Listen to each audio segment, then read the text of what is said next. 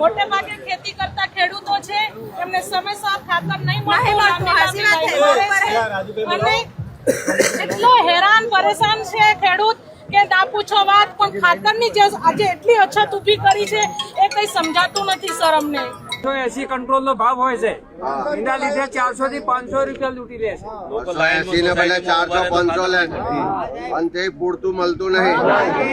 મને હમણાં તે શામળાજી કહેતા હતા બધા કાળા બજાર કરીને પૈસા વાળા મોટા લોકો લઈ જાય છે। એની વાત કોઈ સાંભળવા તૈયાર નથી, આનો વધારે પૈસા લે છે એને।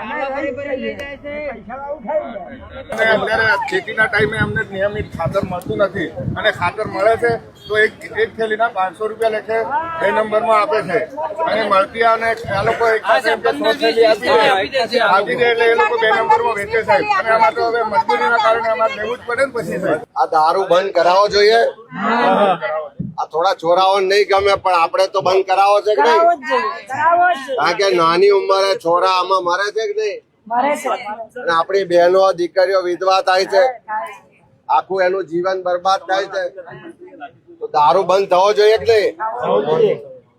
શાક એકઈ દાડો નહીં હાલતા હે લાપસી ચૂલી જેવું હાલે છે એ નહીં હાલતા, કોઈ ગળ્યું કશું હાલતા નહીં।